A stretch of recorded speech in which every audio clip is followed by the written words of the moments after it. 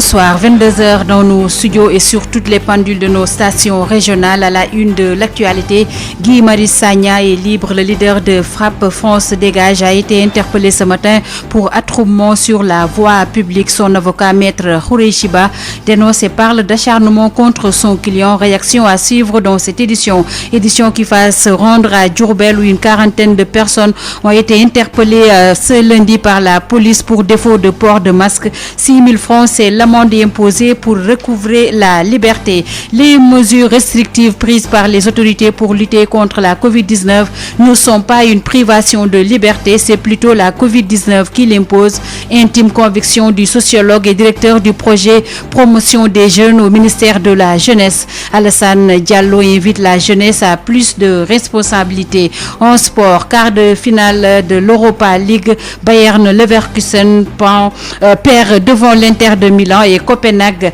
tombe face à Manchester. Info santé et le contradictoire complète cette édition mise en onde par Alioune Badara Sosé. Bienvenue sur Sud FM. Sud FM, l'info, c'est ici. Hapsa Elimanouane.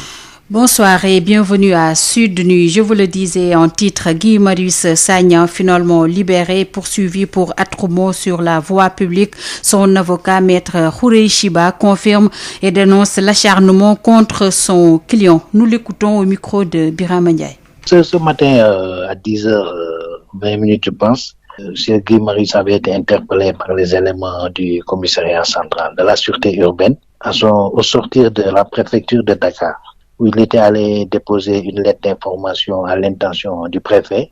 Il était accompagné de 2 membres des plateformes composant le grand mouvement qui doit manifester le vendredi 14 août prochain. Mais lui seul a été interpellé sur les motifs de rassemblement et d'attroupement sur la voie publique. Évidemment, illicite, interdit. On n'y comprend rien du tout. C'était à perdre son latin. C'est sur cette base qu'il a été gardé toute la journée et à 16h, ils sont procédés à son interrogatoire pour lui notifier ces charges-là. Évidemment qu'il a rejeté du revers de la main parce qu'elles n'ont aucun fondement et à la limite que c'est tout à fait ajuridique. Une seule personne, on ne peut pas lui reprocher un rassemblement ou un attroupement. Bref, ils lui ont notifié la garde à vue. Et après réflexion, peut-être à d'une heure après, ils ont compris que ce dossier, cette accusation n'était en rien soutenable et qu'ils auraient de plus gros soucis pour donner une consistance et une forme juridique à un tel dossier. Aussi, ils lui ont intimé l'ordre de quitter donc le commissariat. Ils ont mis fin à la garde à vue. Ils lui ont dit qu'il n'y avait plus objet à le poursuivre et donc voilà que Guy donc a réintégré, a rejoint sa famille. À l'heure où je parle, donc il est retourné à la maison et ils ont arrêté les poursuites. Nous ne pouvons que nous en réjouir. Nous avons appelé le commissaire chef de la SU pour lui dire. C'était une très bonne décision parce que c'est ça aussi la gouvernance, la bonne gouvernance policière, ça existe. Pas arrêter les gens sur des bases comme ça, tout à fait illégales. Et à la limite prolonger ça en le déférant au parquet pour être sûr qu'une décision de relaxation interviendrait de toute façon de classement sans suite. Donc c'était une excellente chose. C'était maître Khourey Chiba, avocat de Guy Marius Sagna, leader de France Frappe Dégage, qui a été finalement libéré après avoir été interpellé ce matin pour attroupement sur la voie publique. Après l'interpellation de Guy Marius Sagna, nous nous intéressons à une autre de Diourbellois, opération de port obligatoire de masque à Diourbel. La police a interpellé plus d'une quarantaine de personnes. Une amende de 6 000 francs est fixée aux personnes arrêtées pour bénéficier de liberté. Adama Ndiaye. La police de Diourbel a mené une opération de port de masque. Ainsi, 43 personnes ont été interpellées par le commandant du corps urbain de Diourbel, Ousmane Diop, et ses hommes. Chaque personne interpellée a payé une amende forfaitaire de 6 000 francs avant d'être libérée, soit une somme de 252 000 francs versés au trésor public. Cette opération vise à dissuader les populations en vue de lutter contre la transmission communautaire de la Covid-19. Pour rappel, les cas de transmission communautaire se multiplient depuis quelque temps. au niveau du district sanitaire de Diourbel. De vous a parlé Adam Ndiaye pour la radio Sud FM. Si Adama Ndiaye qui nous parlait de l'interpellation d'une quarantaine de personnes au niveau de Diourbel pour défaut de port de masque. Mesures de restriction contre la Covid-19, la population ciblée par ces interdictions semble être stigmatisée. L'inspecteur de la jeunesse et sociologue et directeur du projet promotion des jeunes au ministère de la jeunesse, Al-Hassan Diallo, réagit et invite plutôt la jeunesse à prendre ces restrictions avec philosophie et responsabilité. Selon lui, il ne s'agit pas de leur priver de liberté, mais c'est la Covid-19 qui l'impose. Al-Hassan Diallo réagit au micro de Amadou Moustapha Dia. Donc la stigmatisation, elle n'est pas bonne. Donc maintenant, il y a une façon également d'indexer les jeunes. Ils risquent d'être des personnes stigmatisées. Et aujourd'hui, on n'a pas intérêt justement à braquer ces jeunes contre, n'est-ce pas, la société parce qu'elle est beaucoup plus importante sur le plan nombre. Je pense qu'on doit porter beaucoup plus, en tout cas, l'sensibilisation sur le côté affectif. Demander aux jeunes, parce que nous tous, nous savons que chacun aime son parent, aime sa mère, aime son papa, aime sa grand-mère. Personne ne souhaiterait voir sa grand-mère mourir ou son papa mourir. Donc je pense que si on prend cet angle d'attaque, on titille un peu la sensibilité des jeunes, je pense que le Sénégal a quand même des jeunes suffisamment responsables, à même de comprendre, n'est-ce pas, qu'ils ont davantage un rôle extrêmement important à jouer. Et l'autorité est dans son rôle. Je pense que quand on dit que les lieux de rassemblement doivent être évités, c'est vrai que les places sont des lieux de prédilection par essence des jeunes.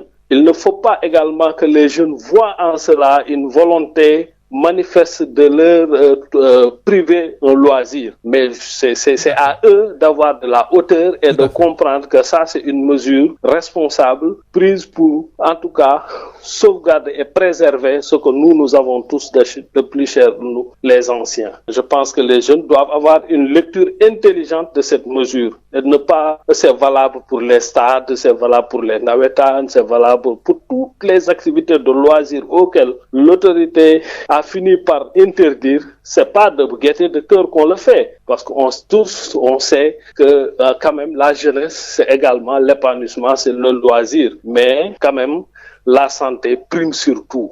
Donc il faut avoir cette lecture intelligente de ces mesures et ne pas verser dans des oppositions inutiles qui ne fait que fragiliser, n'est-ce pas, nos institutions. C'était Al-Hassan Diallo, le directeur du projet promotion des jeunes au ministère de la jeunesse, qui ramenait donc à la raison les jeunes souvent victimes de mesures donc restrictives contre la Covid-19. Vous l'écouterez plus amplement dans nos éditions du matin. Il en sera l'invité. Nous restons avec les jeunes, emploi des jeunes et souveraineté alimentaire. L'Office national de formation professionnelle, en collaboration avec le PRODAC, compte former plus de 1000 jeunes au métier de l'agriculture. Ces référentiels de titres professionnels ont été dont agents de production plein champ, chef de production d'exploitation agricole et autres.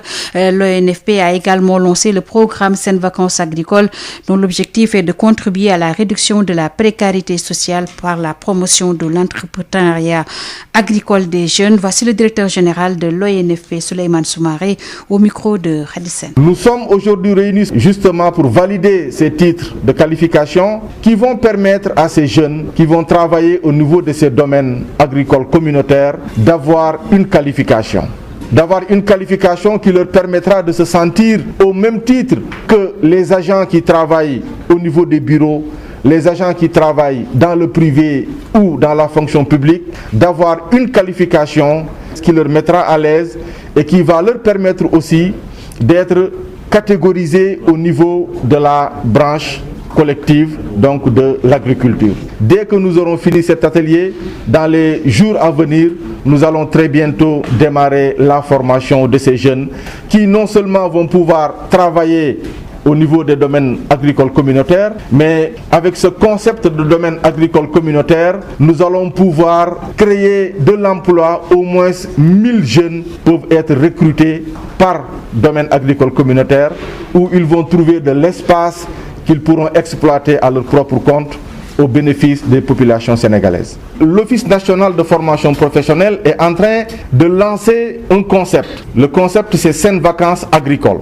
Nous avons constaté particulièrement cette année avec la pandémie qu'il y a beaucoup d'activités de vacances peut-être qui ne vont plus se tenir. Et pour permettre aux jeunes de retourner vers l'agriculture, nous allons travailler en parfaite harmonie avec les associations sportives et culturelles. À travers ces associations-là, nous allons faire des recrutements à travers ces ASC en collaboration avec les autorités territoriales pour pouvoir organiser des séances de formation sur les métiers de l'agriculture. Et ces séances de formation sur les métiers de l'agriculture vont être sanctionnées par un plan d'affaires. Et ce plan d'affaires, au finish, va être soumis aux institutions de financement des jeunes à travers, par exemple, l'ADER, à travers l'ANEJ, qui vont permettre à ces jeunes de pouvoir avoir leur propre plan d'affaires et de pouvoir avoir leur lopin de terre pour pouvoir retourner vers l'agriculture.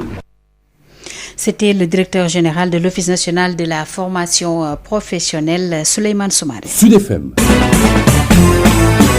Et nous parlons de l'atelier national de partage des résultats de la revue sectorielle 2019 du ministère des collectivités territoriales, du développement et de l'aménagement des territoires organisé ce lundi.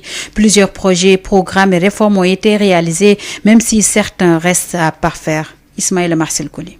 Pour l'année 2019, plusieurs projets, programmes et réformes ont été réalisés par le ministère des collectivités territoriales, du développement et de l'aménagement des territoires, selon Oumar Gueye, ministre du 10 départements. Sur les projets, nous pouvons noter la mise en œuvre de la fonction publique locale, revenir sur beaucoup d'autres projets portés par des départements, par des directions des agences de ce ministère. Je peux citer l'ADEME avec le projet PROJEP, programme de gestion des eaux pluviales, le PROJEP qui faisait 60 milliards sur la lutte contre les inondations et qui a donné un résultat probant. Si vous allez aujourd'hui à Dalifort, vous allez à Nyatimba, vous allez à Wakhinane Nimzatt, vous allez à Gounass, vous allez à Kermassar, vous pouvez vous rendre compte effectivement de l'impact positif de ce projet qui est le projet sur les inondations. Ces projets également réalisés au niveau de Saint-Louis et qui démarrent pour la protection côtière, également portés par l'ADEME, et d'autres projets qui sont portés par le PNDL,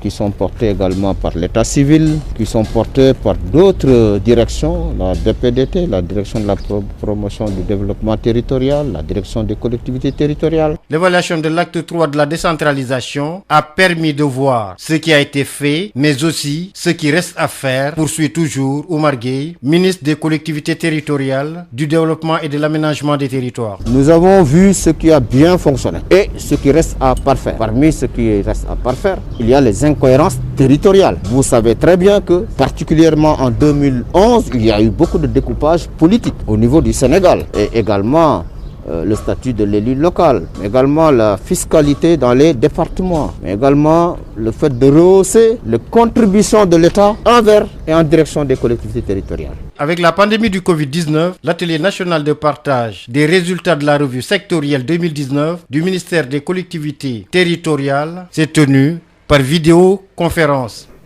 Ismaël Marcel Colli, après la famille Diol, notre Sénégalais a été tué aux États-Unis ce matin. Horizon sans frontières déplore et condamne ces assassinats répétitifs. Boubacar Seye demande à l'État de convoquer l'ambassadeur des États-Unis au Sénégal pour une séance d'explication. Boubacar Seye de Horizon sans frontières avec Birama Ndiaye. C'est avec beaucoup de tristesse que nous avons appris ce matin l'assassinat d'un autre compatriote sénégalais aux États-Unis. Nous condamnons un acte ignoble, c'est abject, c'est l'anéantissement de l'être humain et c'est la négation des négations. Aujourd'hui, malheureusement, les États-Unis sont devenus une terre de torture et de criminalité pour les Sénégalais. Raison pour laquelle nous exhortons l'État du Sénégal à se constituer partie civile, nous édifier sur ces drames qui malheureusement se succèdent et se répètent de façon récurrente. Tout le Sénégal s'est réveillé ce matin dans la consternation totale, dans l'impuissance totale. Et cette fois-ci, nous pensons que l'État du Sénégal doit taper fort, l'État du Sénégal doit réagir. À la limite, l'ambassadeur des États-Unis au Sénégal devrait être convoqué ne serait-ce que pour des explications. Nous avons besoin de comprendre effectivement ce qui se passe. C'était Boubacar Seye de Horizon Sans Frontières. Et nous allons sur l'international pour parler de la Covid-19 en France. Selon les chiffres publiés aujourd'hui par l'Agence nationale santé publique France, 202 775 cas de contamination au nouveau coronavirus ont été comptabilisés depuis le début de l'épidémie sur le territoire. Cela fait 4 854 nouveaux cas depuis vendredi. Et selon la Direction générale de la santé, il y a eu 785 nouvelles contaminations au cours des dernières 24 heures. Dans un communiqué, elle précise que la circulation du virus s'intensifie notamment chez les jeunes et dans certaines régions, dans les métropoles de Paris et Marseille.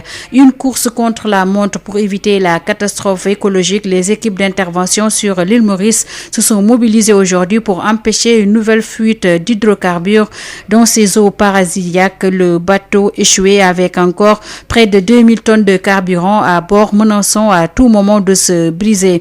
Le vraquier qui transportait 3800 tonnes de fuel et 200 tonnes de diesel a heurté le 25 juillet dernier un récif à Pointe-Desnier. Enfin, la France réagit à la démission du gouvernement libanais décidée ce lundi par le Premier ministre Hassan Diab. Dans un communiqué, le ministre français des Affaires étrangères Jean-Yves Le Drian a indiqué que pour le Liban, la priorité doit aller à la formation rapide d'un gouvernement qui fasse ses preuves auprès de la population et qui ait pour mission de répondre aux principaux défis du pays, en particulier la reconstruction de Beyrouth et les réformes sans lesquelles le pays va vers un effondrement économique, social et politique.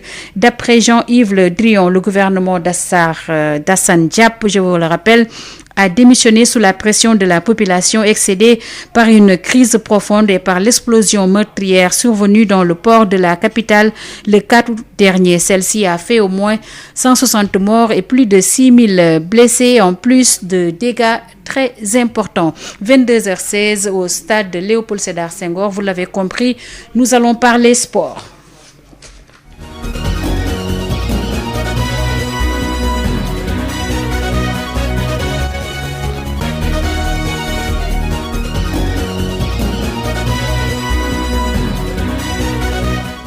Nous allons parler de sport et de football notamment avec les quarts de finale de l'Europa League. L'Inter de Milan a battu le Bayern Leverkusen par 2-1. Copenhague a perdu devant Manchester 1-0 à l'issue du temps réglementaire. Le score était de 0 but partout entre les deux équipes.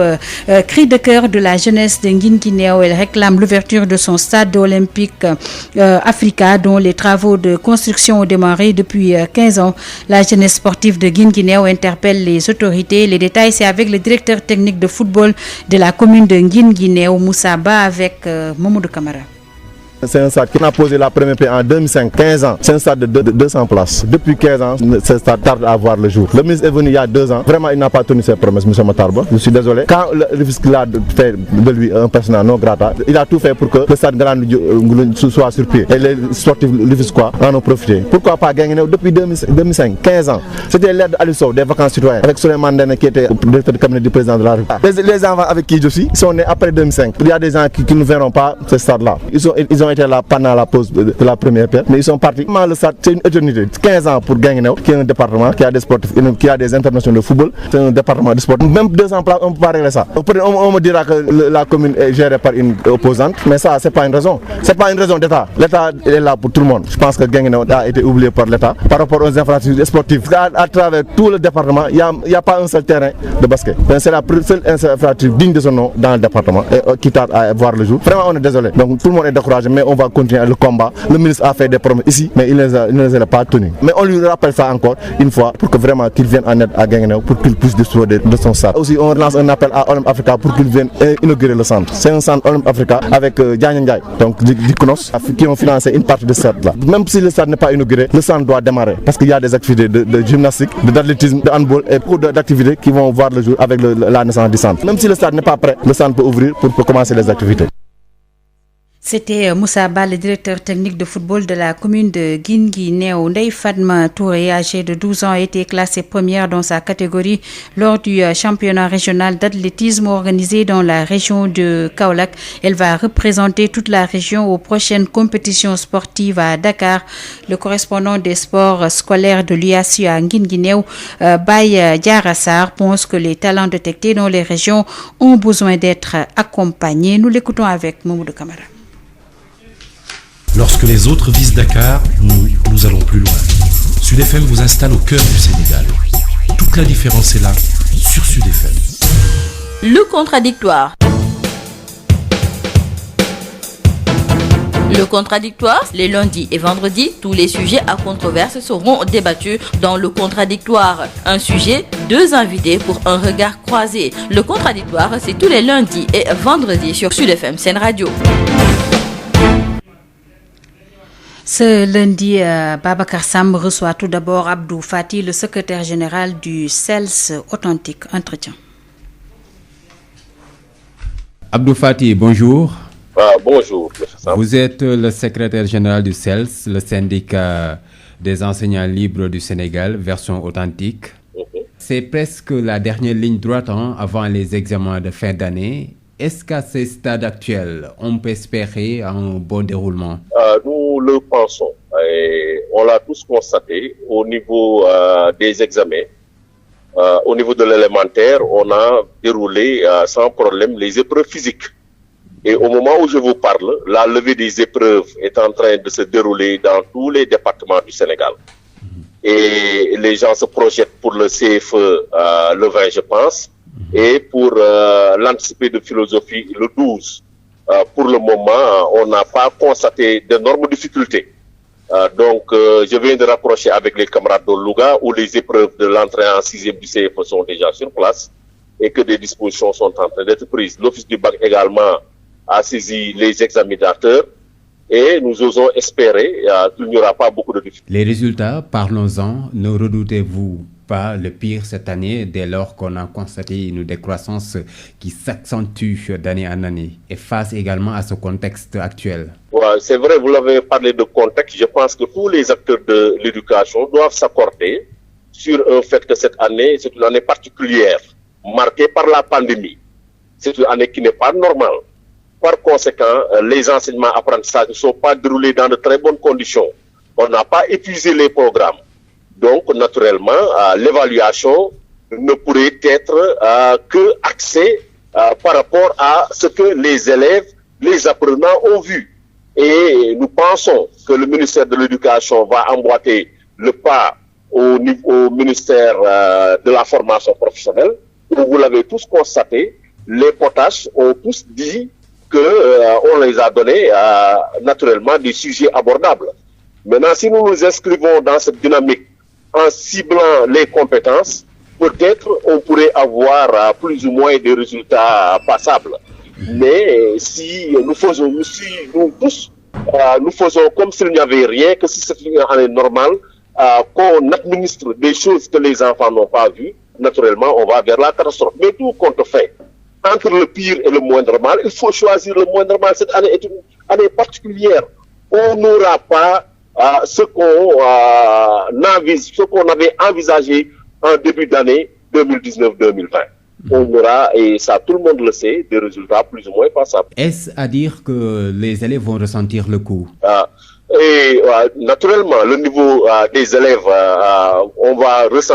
les élèves vont ressentir le coup. Maintenant, je l'ai dit tout à l'heure, c'est la communauté éducative qui, si aujourd'hui nous maîtrisons la pandémie, si la pandémie s'estompe, c'est toute la communauté éducative qui est interpellée.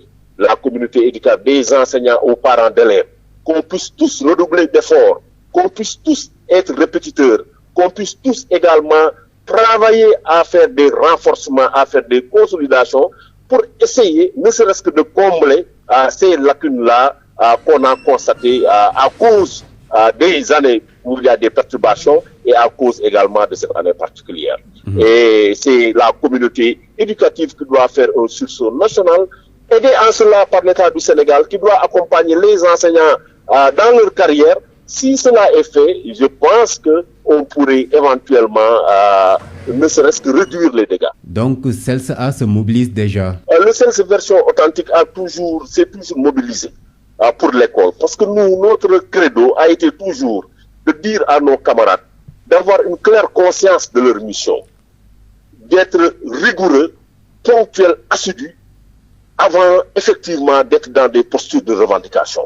C'est pourquoi on va peut-être réitérer ça, mais nous, c'est notre vision, c'est qu'on doit être toujours conscient de nos missions, de nos obligations, mais intransigeant par rapport à nos droits. Donc nous appelons tous les acteurs de l'éducation à se mobiliser pour effectivement que l'école ne puisse pas aller crescendo dans un gouffre sans fin. Abdou Fati, je vous remercie. Merci, Michel. Je rappelle que vous êtes le secrétaire général du syndicat des enseignants libres du Sénégal, version authentique.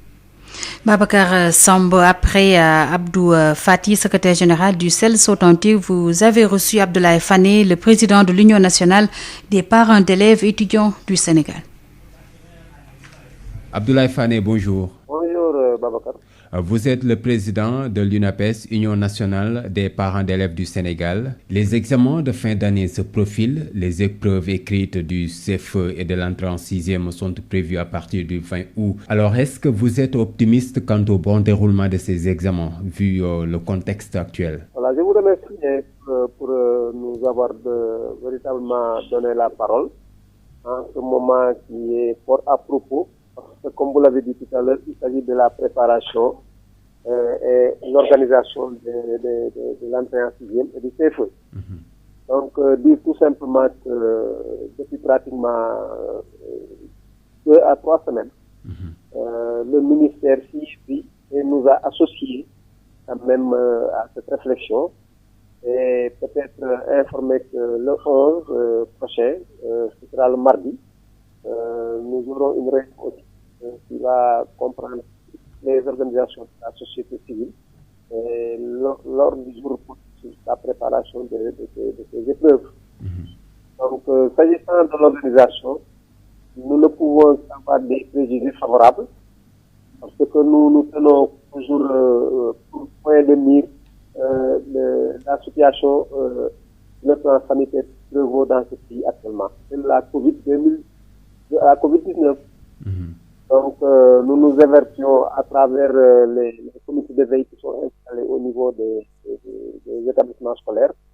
Et dans ces comités de veille, qui sont partie prenante les associations de parents d'élèves. Et donc, le premier préalable, c'est de faire en sorte que, quand même, sur le plan sanitaire, que toutes les dispositions soient prises. Nous, avec nos coordinations départementales réparties à travers le pays, nous avons un droit de regard et nous travaillons régulièrement. Bon, par rapport peut-être aux résultats, bon, il faut dire que c'est pas plus difficile. Parce que 4 à 3 mois sont restés les enfants sans apprendre, ça va dépendre peut-être sur les épreuves. Mais nous avons demandé, dans le cadre d'une réunion aussi, au ministère d'être quand même un peu regardant, particulièrement les enseignants qui vont corriger sur cette situation-là, parce que si on prend en compte toutes les dispositions, en tenir compte de cet élément, c'est-à-dire certains moments qui ont pendant lesquels les enfants n'ont pas eu à faire leurs enseignements en charge, c'est sûr qu'on ira tout droit vers une catastrophe. Heureusement qu'on nous dit que les activités ont démarré, les enseignements depuis le 25, et nous pensons peut-être qu'il y aura un minimum de rattrapage qui permettra véritablement aux élèves de pouvoir avoir des résultats quand même satisfaisants. Voilà. Parce que nous le savons tous, depuis pratiquement quelques jours, ce virus est en train de faire des dégâts. Donc, nous, le préalable qui est fondamental, c'est le respect du protocole sanitaire. Nous savons qu'il y a quelques relâchements au niveau de certains établissements. Et nous invitons véritablement les autorités en charge des examens de pouvoir vraiment faire en sorte que les dispositions-là être prises. Bon, comme je l'ai dit tout à l'heure, peut-être sur le plan organisationnel, comme il y a des comités de veille qui sont installés au niveau de tous les établissements, c'est sûr que ces organisations vont travailler en synergie avec les autorités pédagogiques pour faire en sorte que le plan de l'organisation et tout se déroule dans de très bonnes conditions. Donc, nous, INAPES, c'est ce que nous avons dit au niveau de nos coordinations réparties à travers ce pays. Voilà. Les examens riment avec le choix des épreuves, la correction et les délibérations. Alors, quelles recommandations faites-vous en tant que président de l'UNAPES? Vous savez, il y a un sous-comité pédagogique qui existe au niveau du ministère, qui a été créé depuis pratiquement la deuxième quinzaine du mois de mars. Et ce comité pédagogique est composé, outre les techniciens du ministère, de représentants au niveau des IA. Donc nous avons véritablement confiance dans ce comité pédagogique. Et nous, parents d'élèves, ce que nous faisons tout simplement comme recommandation, c'est qu'ils puissent être regardants sur l'étape que nous avons vécue, qui concerne 3 à 4 mois, pendant lesquels les élèves n'ont pas été en classe. Parce que s'ils n'en tiennent pas compte, c'est sûr que les résultats ne vont pas suivre. Donc, c'est ce qu'on voulait dire. Et aussi, nous allons insister même après pour faire en sorte que quand même, comme l'a dit le ministre dans sa déclaration avant le 25 juin, que des cours de consolidation puissent être faits. Et nous allons y veiller régulièrement et le rappeler au ministre, parce que c'est sûr que si on ouvre le 12 novembre, parce que ce sera une ouverture qui concernera tous les enseignements, tous les niveaux d'enseignement, il faut que vraiment, quand même, il y ait des consolidations régulières permettraient peut-être, même si les élèves ne peuvent pas atteindre le niveau maximal, il y ait un niveau véritablement acceptable qui leur permettront de pouvoir continuer l'année scolaire 2020-2021 dans de très bonnes conditions. Abdoulaye Fane, je vous remercie. Voilà, je rappelle que vous êtes le président de l'UNAPES. Merci à Babacar Sam qui nous proposait donc la rubrique Le Contradictoire. Place à présent à Marie-Rosalie Ndiaye pour Info Santé. Biotox anti-moustique pour le corps, les vêtements, les rideaux et draps vous protège contre les moustiques chez l'adulte et l'enfant. Val d'Afrique vous offre votre journal de la santé. Bonjour à tous et bienvenue. La directrice du centre hospitalier régional El Hadji Ibrahima Niasse de Kaolack a constaté un relâchement des populations dans le cadre de la lutte contre la Covid-19. Khadijatou Sarkebe invite le personnel médical et administratif au respect des mesures barrières et est au micro de Mamadou Kamara. J'appelle tous les patients, tous les usagers de l'hôpital, tout le personnel à respecter les gestes barrières, à porter des masques et à satisfaire le lavage obligatoire des mains de manière régulière. Il y va de notre santé, il y va de la pérennité de nos activités et il y va aussi de la lutte contre le Covid-19. Le constat est là, c'est un constat amer. Les populations ne respectent plus les consignes, ni la distanciation sociale ni physique, ni le port de masque, ni le lavage obligatoire au niveau des structures publiques, même la température, il y en a qui rechignent. Mais ici, nous avons mis un dispositif qui permet de vous faire cela de gré ou de force avant d'entrer au niveau de la structure sanitaire. Mais nous constatons qu'il y a un relâchement et c'est un relâchement qui ne s'explique pas.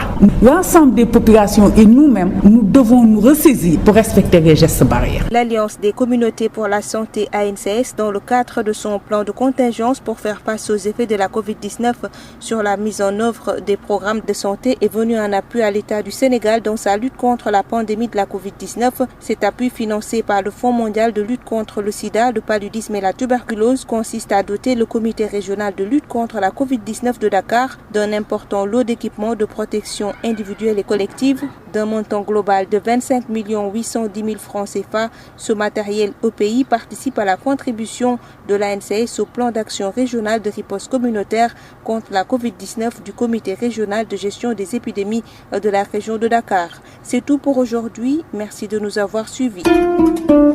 Biotox anti-moustique pour le corps, les vêtements, les rideaux et draps vous protège contre les moustiques chez l'adulte et l'enfant. Val d'Afrique vous a offert votre journal de la santé.